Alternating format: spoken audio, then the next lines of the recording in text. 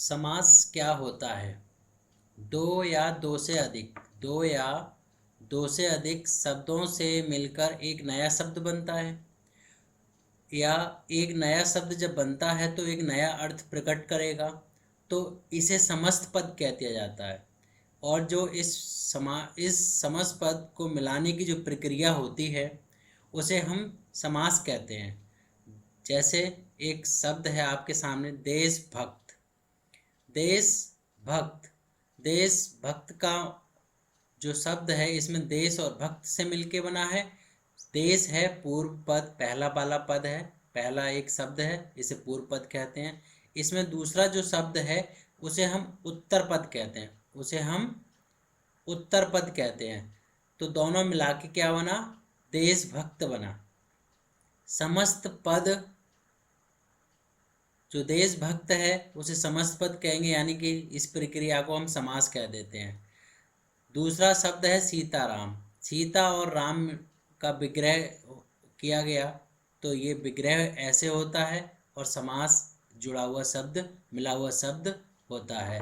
इसी प्रकार से गंगा जल समास वाला शब्द है और गंगा का जल ये विग्रह वाला शब्द है। ठीक है। अब देखिए समास के भेद क्या होते हैं। समास में 4 भेद होते हैं, लेकिन किसी किसी बुक में आपको 6 भेद भी देखने को मिलेंगे। वो 6 इस तत्पुरुष का ही 2 भाग होते हैं, इनको हम अलग से भी देख सकते हैं। तो पहला क्या है? तत्पुरुष समास, दूसरा द्वंद्व समास, तीसरा अव्ययीभाव समास, चौथा है बहुब्रीहि समास। तो इनकी मैंने इंग्लिश भी यहाँ पे राइट कर दी है। इंग्लिश में क्या बोलते हैं? डिटर्मिनेशन का जो भाव होगा और कपलेटिंग का भाव होगा, एडवर्बियल का भाव होगा, एट्रीब्यूटिव का जो फीलिंग होगी, ठीक है, वो सब क्या आएंगे इसमें, इंग्लिश में हम समझ सकते हैं। और तत्पुरुष के 2 भेद होते हैं, कर्मधारय समास और द्विगु समास। द्विगु समास मतलब नंबर वाली चीज़ें, और अपोजिशनल डिटर्मिनेशन का जो भाव होगा, फीलिंग होगी, वो कर्मधारय समास में होगी।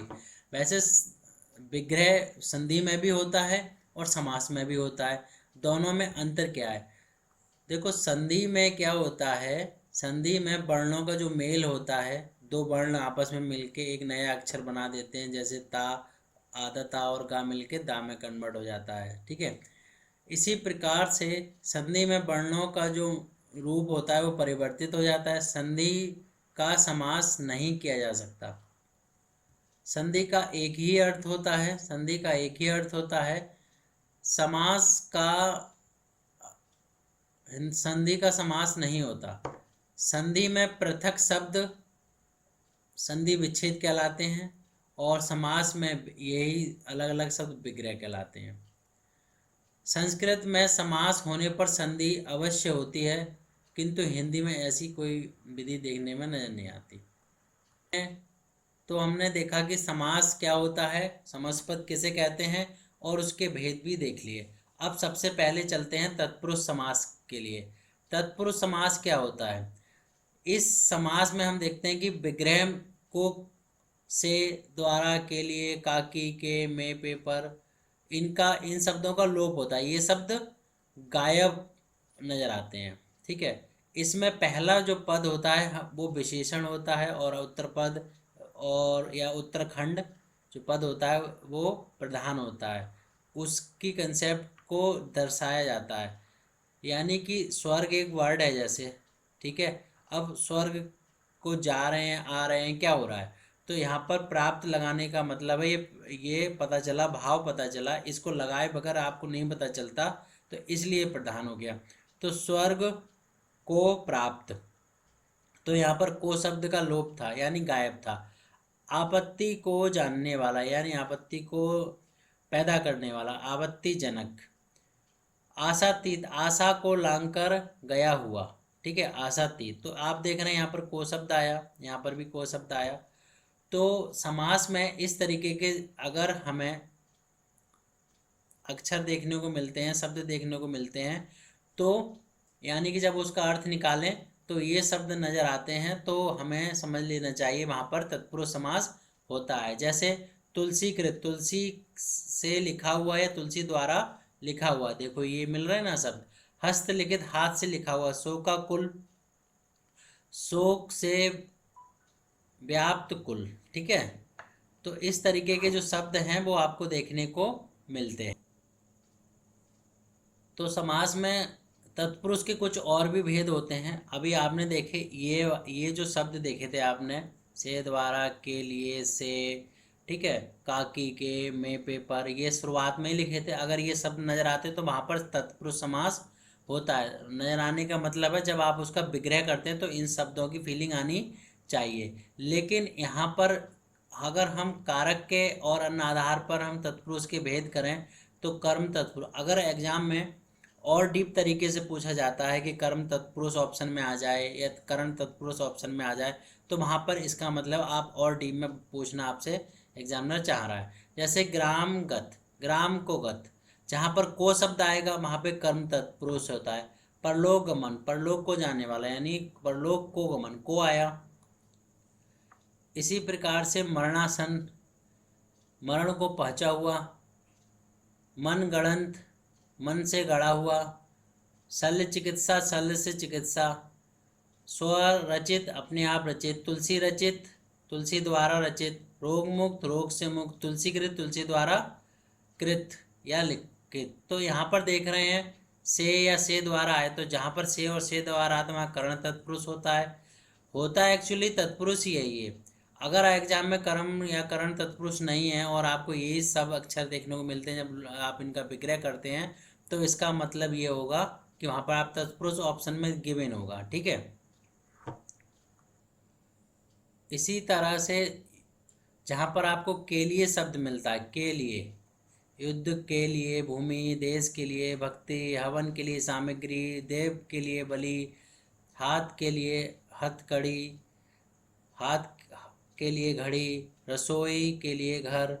ठीक है, क्रीड़ा क्षेत्र, क्रूर दक्षिणा, डाक गाड़ी, माल के लिए गोदाम, पाठशाला, देश प्रेम। तो ये जब शब्द देखने को मिलते हैं वहां पर क्या होता है, संप्रदान तत्पुरुष होता है। वहां पर क्या होता है, संप्रदान तत्पुरुष। आप इसको याद रखेंगे, संप्रदान तत्पुरुष होता है वहां पर। तो इस तरीके से हैं ये सब तत्पुरुष। मैंने स्टार्टिंग में ही आपको बताया था, जब ये अक्षर नजर आए ऑप्शन में, अगर आपके करण, कारक या संप्रदान तत्पुरुष इस तरीके के ऑप्शन, तब आपको थोड़ा डीप में समझना पड़ता है, वरना आप देखकर ही तत्पुरुष पर टिक लगा सकते हैं। अब अपादान तत्पुरुष का एग्जाम्पल समझते हैं। जैसे से, भय से, भय से भयभीत, भय से भीत, भयभीत, देश निकाला, देश से निकाला, पद से भ्रष्ट, आशा से तीत, और धर्म से भ्रष्ट, धर्म से हीन। तो जहाँ पर से शब्द की आपको नज़र आती है फीलिंग, तो वहाँ पर अपादान। अपादान एक्चुअली क्या है, अलग होने में, अलग होने में सेंस आता है, जिसे हम इंग्लिश में फ्रॉम बोलते हैं। कि हम स्कूल से आए, तो स्कूल से आए, हमने स्कूल को छोड़ दिया, उस प्लेस को छोड़कर आ रहे हैं, तो वहाँ पर से आता है, यानी फ्रॉम आता है। ठीक है, यानी देखो धन से हीन, यानी धन से अलग हो गए, धर्म से व्रत, धर्म से अलग हो गए, तो से का मतलब ये है। ठीक है, क्योंकि एक जगह और भी है, से द्वारा। तो से द्वारा का पीछे आपने देखा था एग्जाम्पल, तो से द्वारा का मतलब है वर्किंग विद टू, विद होता है उसका मीनिंग, इसका मीनिंग फ्रॉम होता है। ठीक है, अगला है तत्पुरुष का ही एग्जाम्पल, संबंध तत्पुरुष। जैसे राजा की सभा, राज्यसभा, और युद्ध का क्षेत्र, जल की धारा, सेना का पति, पराधीन, राजकुमार, देशवासी, के वासी, यानी का, की, के, चाची, चे, रा, री, रे, में, पे, पर, इस तरीके का। में, पेपर इसके आगे होगा। अभी यहाँ पर काकी, के, मामी, में, इस तरीके का ये अक्षर नजर आता है। जैसे देश में तो व्याप्त, देश व्याप्त। ठीक है, तो वहाँ पर संबंध तत्पुरुष होता है। देश का वासी, ठीक है, राजमाता, आज्ञा के अनुसार, इस तरीके के बहुत शब्द देखने को मिल रहे हैं आपको। जल प्रवाह, लोकसभा, राजपुरुष, घुड़सवार, सेना नायक, प्रजापति यानी प्रजा का पति। तो आपको ये शब्द देखने को मिल रहे हैं। ठीक है, अब जो बात हमने करी थी में, पेपर, यानी कि में अधिकरण तत्पुरुष आता है, वहां पे क्या आता है, अधिकरण तत्पुरुष। तो अधिकरण तत्पुरुष के एग्जाम्पल देखिए, स्नेह मगन, स्नेह में मगन में आया ना, इन सब में देखो में आ रहा है, ध्यान में मगन, में प्रवीण, ग्राम में बास, डिब्बा में बंद, देश में अटन, पुरुषोत्तम, पुरुषों में उत्तम, सिर दर्द, सिर में दर्द, विष, ठीक है। शरण में आया हुआ यानी शरणागत, कला निपुण, कला में निपुण, दान वीर, दान में वीर, व्यवहार में निपुण, व्यवहार निपुण, कार्य कुशल, आप बीती, कुल श्रेष्ठ, बैलगाड़ी, पंचक्की, मालगाड़ी, वन मानुष, दही बड़ा। कभी कभी अधिकरण में पेपर में ये ध्यान रखिएगा, ये जो देख रहे हैं ना, दही में बड़ा, वन मानुष, वन में मानुष, ठीक है, माल की गाड़ी, ठीक है। तो कभी कभी थोड़ा सेंस भी चेंज हो जाता है, इनमें कुछ शब्द ऐसे होते हैं जिन्हें ध्यान रखना चाहिए, बैलगाड़ी, ठीक है। तो पंचक्की, ये एग्जाम्पल आपको ध्यान रखने चाहिए, कहीं ऐसा ना हो कि बैल की गाड़ी आप कह दें, तो बैल की गाड़ी थोड़ी ना होती है, गाड़ी में बैल लगाया जाता है, ठीक है। एक और एग्जाम्पल है जो तत्पुरुष का ही है, जिसमें अभाव, कमी, निषेध को सूचित करे, जिसमें हम आ लगा दें या अन लगाकर समास बनाया जाए, उसे नज न्य तत्पुरुष कहते हैं उसे। जैसे अधीर, नाधीर, अयोग्य, ना योग्य, असत्य, जो सत्य ना हो, अनादर, जिसका आदर ना हो। तो इसमें ना की फीलिंग आ रही है, अनादि, अनाथ, अस्थिर, जो स्थिर ना हो, असंभव, जो संभव ना हो, अनस्वर, अनदेखी, अनहोनी, अज्ञात, अब्राह्मण, अनर्थ, अपुत्र, अधर्म। तो ये एक्चुअली हैं तो सब तत्पुरुष ही, लेकिन और अगर डीप में पूछे तो नया तत्पुरुष बोलेंगे इसको। तो जब एक नया शब्द आप देखते हैं जब बनता है, कब, जब एक शब्द का एक खंड विशेषण हो, दूसरा विशेष्य हो, उसे हम कर्मधारय समास कह देते हैं, ठीक है। अथवा एक पद उपमेय होगा, दूसरा उपमान होगा, यानी कंपेयर होगी, ठीक है। अब पहला पद विशेषण, जैसे पहला पद विशेषण, काला, गोरा, मोटा, अच्छा, बुरा, ये सब क्या चीज़ें, विशेषण है। और जिसके बारे में हम बताएं विशेषता, वो होता है विशेष। जैसे नील में नीला रंग क्या होता है, विशेषण होता है। और गाय क्या है, इसका विशेष है, यानी हम विशेषता किसकी बता रहे हैं, गाय की, तो गाय हो गया विशेष्य, ठीक है। तो नील हो गया विशेषण, गाय हो गया विशेष्य। तो ऐसे करके ये यहाँ पे बहुत सारे एग्जाम्पल हैं, कापुरुष, सरधर्म, महादेव, महान है जो देव, महान है आत्मा, ऐसे करके, दीर्घ है जिसकी आयु, नील कमल, नीला है जो कमल, महासागर, महान है जो सागर यानी बड़ा सागर, चूड़ामणि, नवयुवक, वीरबाला, पर्णकुटी, कुटिक्त,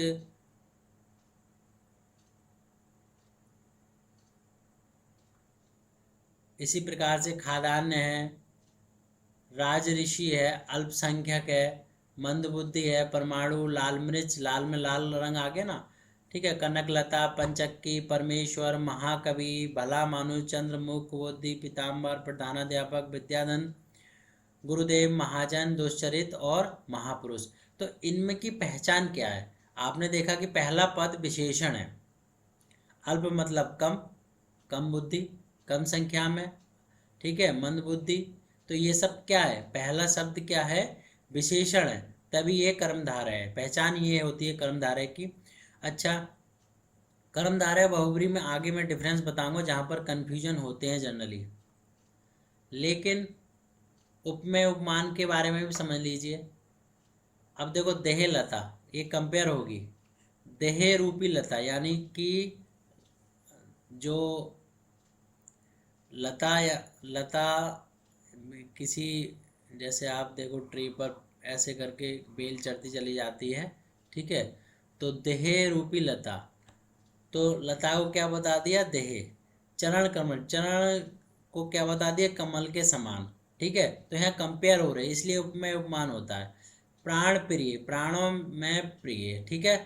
तो यहाँ पर इस तरीके से कर्मधारय समास होता है। कर्मधारय समास के और भी उदाहरण हैं, जैसे कमल नयन, कमल जैसे जिसके नयन, कनक लता, घनश्याम, कुसुम कोवल, चंद्र मुखिया मुखचंद, गृध्र रत्न, विद्याधन, बचनामृत, प्राण प्रिय, मृगलोचन।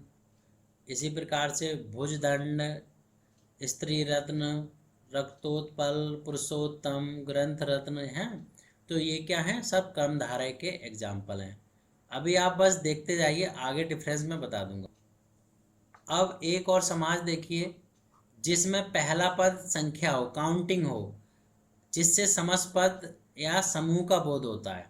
मतलब पहला शब्द अगर आपको देखने को मिले कोई काउंटिंग, फिर उस शब्द का जो मीनिंग बने वो ऐसा लगे कि ये ग्रुप में बता रहा है, बहुत सारी चीज़ों का ग्रुप है, लेकिन काउंटिंग वाली चीज़ों का। जैसे पंच का मतलब पांच, पांच चीज़ों का ग्रुप बताएंगे, ठीक है। इसी प्रकार से पंजाब, पंजाब में यहाँ देखो, ये देखो इधर पंजाब, पंजाब में क्या है, पांच आबों या नदियों का समूह।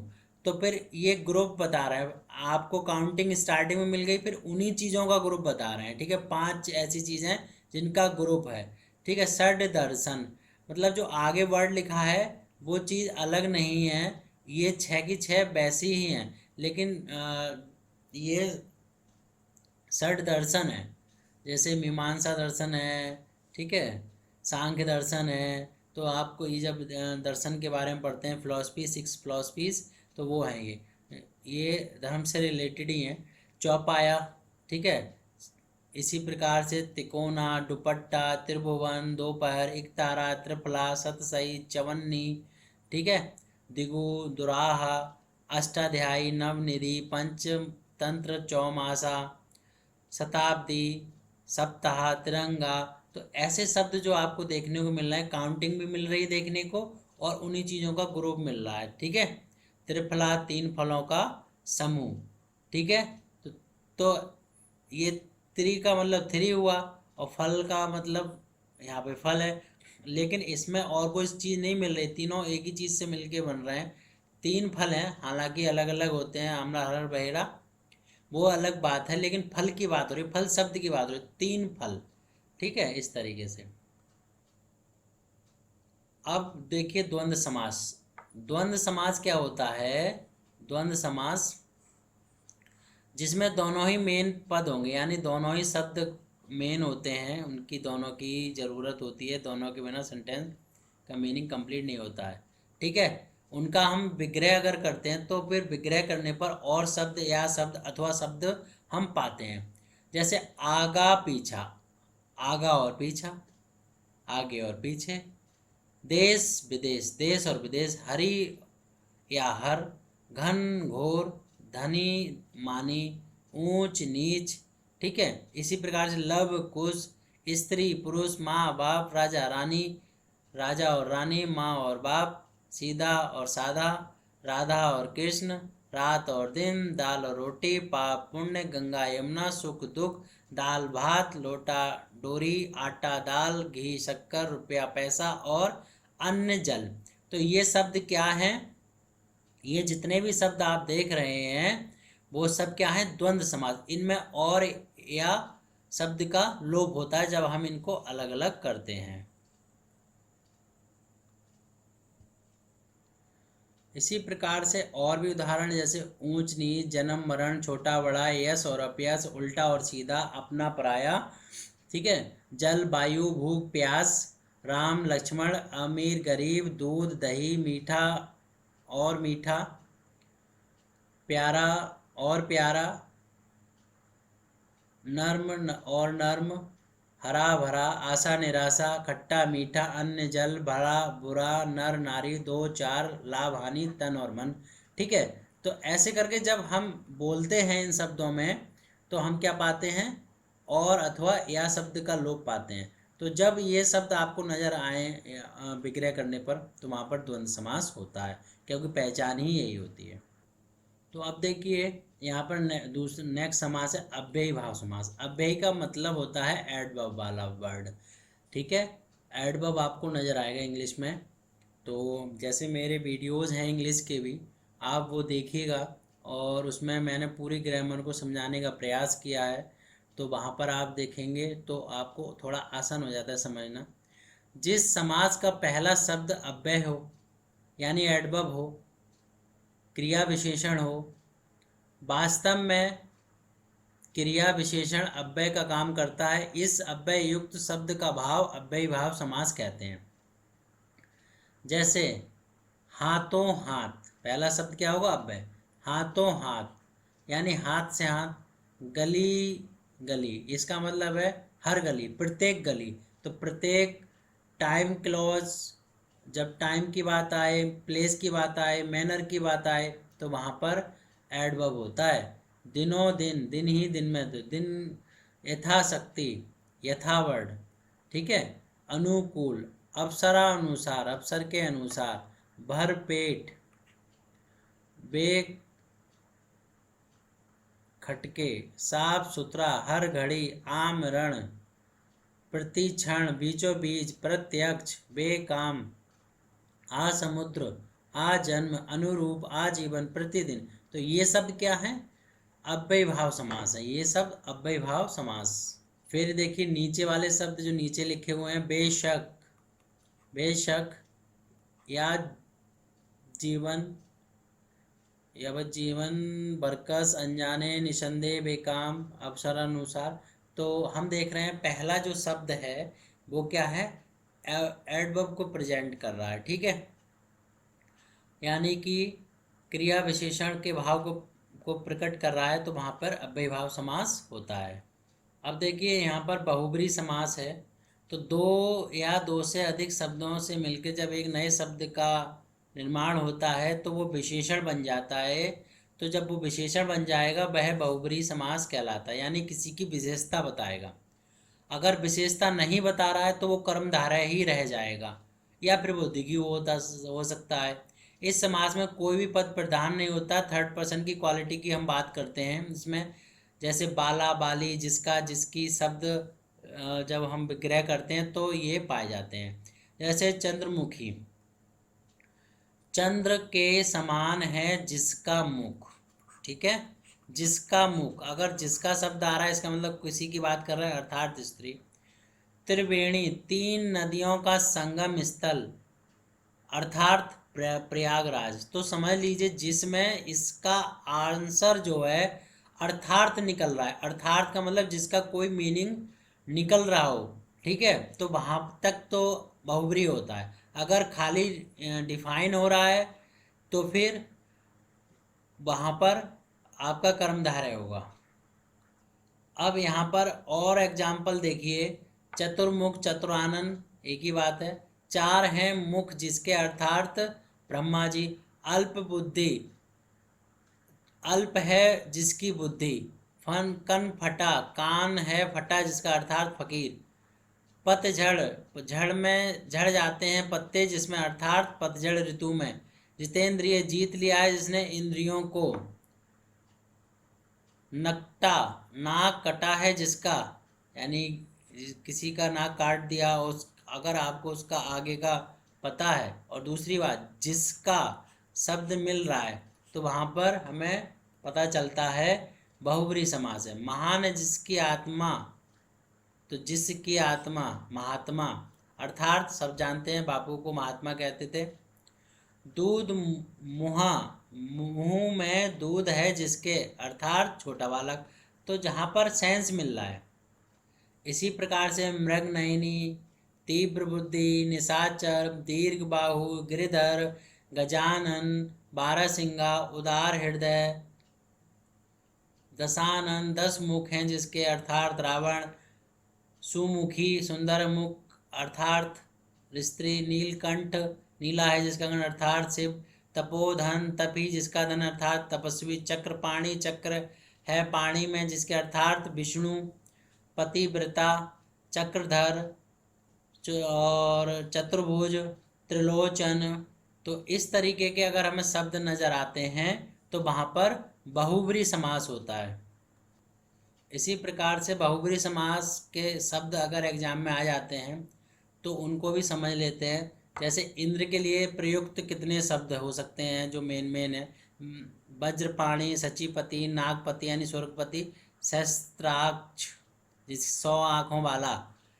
कृष्ण पीताम्बर वज्र वल्लभ गिरधर मुरारी अरिशत्रु। कामदेव को कहते हैं अनंग पंचसर्ग मकर ध्वज और कुसुम सर, सर कहते हैं बाण को। युधिष्ठिर धनंजय षडानन। मनोज को कहते हैं मनमथ जो मन में बसते हैं। हिरण्यगर्भ ब्रह्मा जी का ही नाम है। गणेश को वक्रतुंड लंबोदर एक दंत उनकी जो प्रार्थना होती है उसमें आप सुनते होंगे। हिम तनया वाचस्पति। शिव को क्या क्या कहते हैं, यहाँ पे ढेर सारे नाम हैं। चंद्रशेखर चंद्रचूर्ण शूलपाणी महेश्वर आशुतोष त्रिलोचन पंचानन चंद्रमौली। सरस्वती बागदेवी वीणा पाणी पद्मासना। रेवती रमन का बलराम रोहिणी नंदन, ठीक है। हनुमान जी का वज्रांग कपीश्वर। विष्णु के भी कई नाम हैं जैसे चतुर्भुज पुंडरीक, वैसे तो उनके बहुत नाम हैं। श्रीश है गरुड़ध्वज है। यहाँ पर हमने वो प्रयास किया है जो आपको अगर नहीं पता है तो वो आपके लिए हेल्पफुल हों। दिगंबर दिशाएं हैं जिनका आवरण। त्रिपिटक शुद्ध पिटक विनय पिटक ज्ञान पिटक, ये बुद्ध के उपदेश। शुद्ध पिटक में आचार संहिता बुद्ध के नियम, विनय पिटक और उनकी जो फिलॉसफी है वो ज्ञान पिटक में मौजूद है। अब यहाँ पर हम मेन चीज़ समझने जा रहे हैं दिगु और बहुब्री समास में अंतर। ये वाला शब्द अष्टाध्यायी शब्द है। आपको पता है दिगु समास है क्योंकि इसमें अष्ट मतलब 8 शब्द मिलते हैं, 8 अध्यायों का समूह होता है। अगर यहाँ तक तो बात सीमित है, 8 अध्यायों का समूह है, इट्स ओके, दिगु समास होगा। लेकिन 8 अध्याय हैं जिसके अर्थार्थ अगर ये अर्थ आगे निकल रहा है, किसके अध्याय है, पाणिनि की व्याकरण के अध्याय, तो यहाँ पर ये वाला शब्द बहुब्री बन जाएगा। तब क्या बन जाएगा, बहुब्री। और उससे पहले क्या है वरना ये दिगु है, ठीक है। इसी प्रकार से 4 हैं पाए, कोई प्रॉब्लम नहीं है, दिगु समास।